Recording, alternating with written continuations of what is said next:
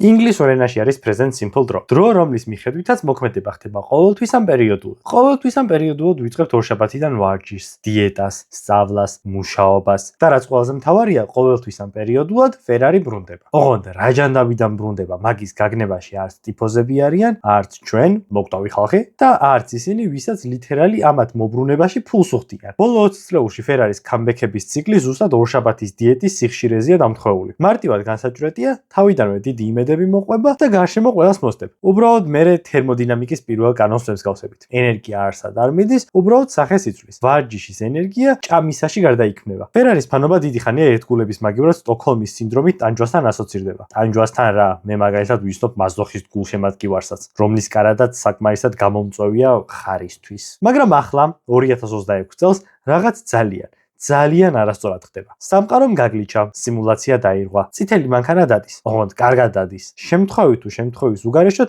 ახლა ერთად გავარკვიოთ. მოგესალმებით 2026 წლის ფორმულა 1 სეზონში. სეზონში, რომლის დაწყებამდეც FIA-მ ძველი წესების წიგნაკი აიღო, ასტონ მარტინის ფერსანაგვეში ჩააგდო და ველოსიპედის ახლიდან გამოგონებას შეუდგა. სეზონის დაწყებამდე ყველამ ვარაუდის დონეზე ვიცოდით, რომ ეს მერსედესი კარგი იქნებოდა, მაგრამ ამასაც არ ველოდით. და რა გატყუებთ? მე ველოდი. სხვანაირად ჩემ თავს მაკლარენის მერჩის ჩაცმის საფრთხის წინაშე ვერ დავაყენებდი. ესეც ხო პაპაის ფერია. მოკლედ გერმანელ-ბრიტანელები თავიანთი თინეიჯერით მთლიან გრითს ატერორებენ. უბრალოდ თუ თვალთამზერა შავ ვერცხლისფერი მანქანიდან ოდნავ უკან გადაიტანთ, წითელი HP-ს მორბენალი რეკლამა შეგრჩებათ ხელში, რომელიც კონსტრუქტორებში მეორე ადგილზეა. ლუის ჰამილტონი, რომელიც საბოლოოდ გამოვიდა იმ ვერცხლისფერი ემო ფაზიდან და თავის ჩვეულ ფორმას უბრუნდება სისხლისფერებში. იმდენად დიდი ზეგავლენა აქვს ლუის ფორმულა 1-ზე, რომ ზოგიერთებს თუ დაუჯერებთ სპორტს ხოდ აგერ ახლა დაემსგავსა, ლუისმა ადეკვატურად გამოსვლა რო დაიწყო. იცით რა მაინტერესებს? თუ ლუისი ასეთი მაგარი იყო, შარშან თავის თავს გამოუსადეგარ სატო ეძახდა. ანუ არ ყოფილა ხომ თლად მსოფლიოს 7 გზის ჩემპიონი.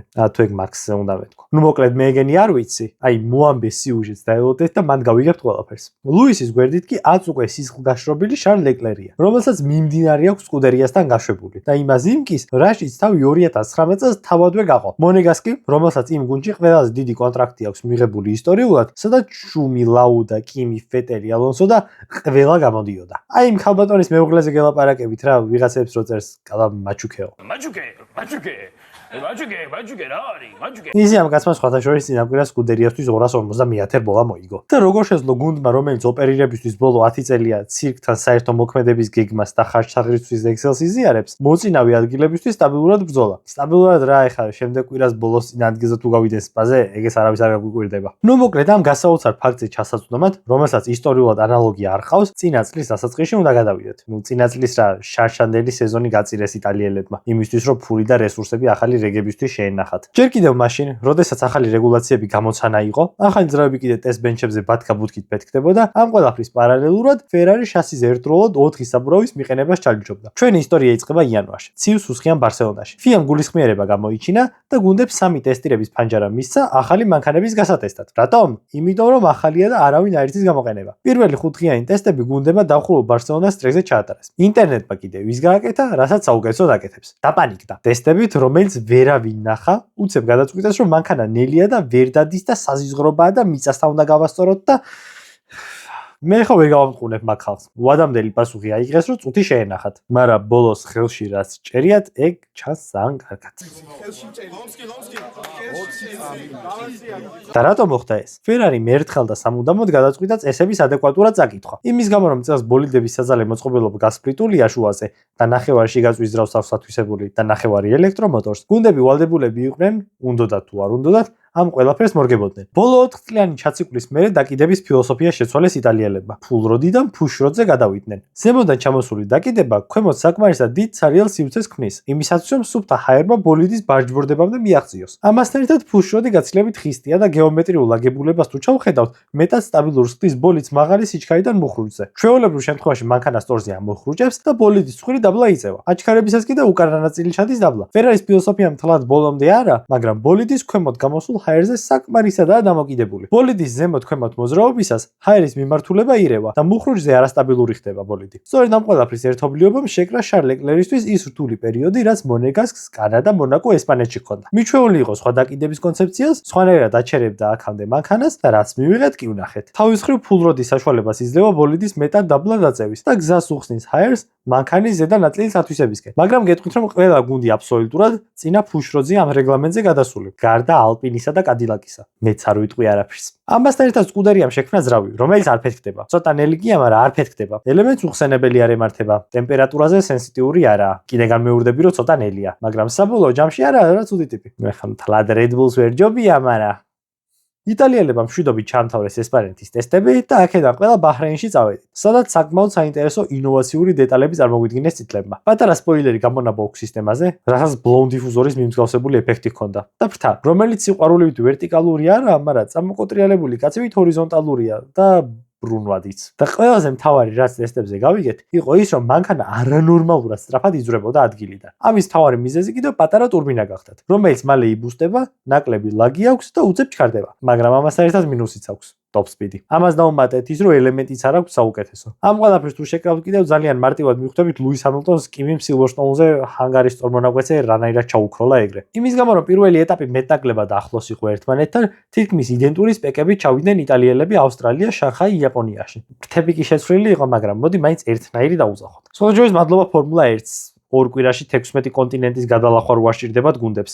მოკლედ მანქანის მიჩვევის პროცესში 6 შესაძლებლობიდან 3 პოდიუმი წამოიღეს. რბოლის დასაწყისში საერთოდ კარგად მისდევდნენ მერსედესებს, მაგრამ სადღაც პიტსტოპების ფანჯარამდე უკვე კომფორტულ სხვაობას იჭერდნენ ვერცხლისფერი ისრები. სოფლიო არეულობის გამო ჯედა ბაჰრეინი ამოვარდა და ერთთვიანი პაუზა ჩაგვიჯდა კალენდარში, სადაც ფერარი ადგა, დახაზა, დაჭრა, გამოჭრა, მიაწება და მეოთხე ეტაპზე მაიამიში 11 კომპონენტიანი პერფორმანსის პაკეტი ჩავიდა. იმუშავეს ძირზე და შასიზე. უბრალოდ ამ განახლებებმა რაც მაიამიში ჩაიტანეს, შემდეგ ეტაპზე კანადაში იმუშავა. არ ვიცი, ალბათ ხელოვნური წყალი არ მოეწონა და ხელოვნურ კუნძულზე უკეთ იგრძნო თავი SF26-მა. ეს ერთხელ ამერიკაში შესვლილი მანქანა კიდევ ერთხელ შეგვიცვალეს ესპანეთში, სადაც უკვე SF26 ევო ვიხილეთ, რაც გინდათ ის არ ვქვით. 8 აეროდინამიური განახლება მანქანაზე და ჰამილტონის პირველი გამარჯვება წითლებში. სკუდერია შეცვალეს წინა ფრთა, რომელსაც ქვედა მხარეს ენდპლეიტი აქვს და შემთხვევით ტურბულენტურ ჰაერს საიდპოდებისგან შორს უშვებს. სონი ჰეიზი ძალიან იამაყებდა ამ განახლებით. საიდპოდები დააგრესიულეს და მთლიანად შეცვალეს ძირ უკანა ნაწილი. შედეგმაც არ დააყოვნა და ტრეკზე, სადაც ვიცით რომ თუ მანქანა დადის, ესე იგი ყველგან დადის. ჰამილტონი ადგა და მოიგო. პირველად ფერარიში ადგა და მოიგო. ბარსელონას მერე წამოეწია ზუსტად ადუოს ძრავის განახლებების მიერ ბოძებული აპგრეიდების. ხახმა კიდევ ინტერნეტში ისევ ჩოჩქოლი ატეხა.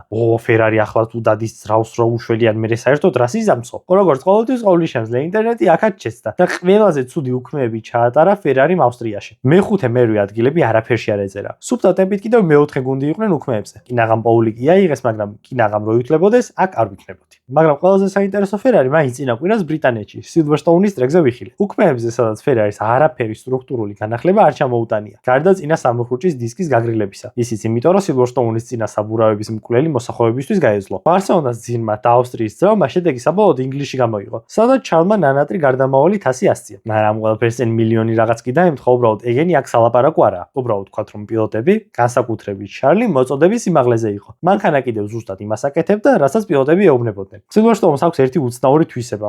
აქ თუ არ დაიმსახურე, ის რბოლას ვერ მოიგებ. შალმა კიდე ყველაფერი ყველანაირად დაიმსახურა. ფერარი ძალიან კარგი ამ სეზონში. იმ შეცდომებს თუ არ ჩავთვლით, რომელიც ისტორიულად სულ ჰქონდა წითლებს. ადამიანი თუ გიყვარს, ნაკლოვანებებზე ხო გინდა არ გინდა თვალს ხუჭავ. ეგრე არიან ესენიც. აბა ფერარი რა ფერარი იქნებოდა, უცებ თავისი მრბოლელი დებილურად ბოქსებში რო არ შეეყვანა და არასწორ საბურავებზე გადაესვა. რეალურად ახლა სკუდერიას ორი კონსტრუქციული პრობლემა აქვს. ჩერვის რო თავიანთ თავებს არ უნდა აღვნენ და ტრადიციულად თვითონვე არ უნდა გააფუჭონ ეს მანქანა. მეორე კიდე ბიუჯეტის ჭერია. სეზონის პირველ მესამეში მესამე კონფიგის ფერარის SF26 ვნახეთ უკვე. ეს ყველაფერი კიდევ რასაკვირველია ფინანსებთან არის დაკავშირებული. თორემ თქვა მაიამის და ბარსელონას განახლებები ჭერს მალე არ ტყამენ და მერე ჩვენ დაგვჭება ბურთის და მოედანიცო. არ ვიცი ვერ გეტყვით. ისედაც საკმარისი სანერვიულო მაქვს ჩემი გუნდის გადამკიდე. ცხენიანი მანქანის გულშემატკივრებით თავად მოგვარდებით რა როგორ იქნება. ამ ყველაფერს აბუდაბიმდე მიტანა შეძლებენ თუ არა ვერ გეტყვით. ვერც იმას გეტყვით შემდეგ კვირა საერთოდ მესამე სეგმენტში გადავლენ თუ არა. თუ რამე წინასწარმეტყველებას ელოდებით ჩემგან რავი. კიდე მოიგებენ რბოლებს, მაგრამ სეზონის ბოლოს მეორე მანქანის ტიტულს დაკარგავენ. წინ წაიწევენ უკან თუ ვინმე შუბლისკენ საკოცნელად, მაგას ერთად ვნახავთ.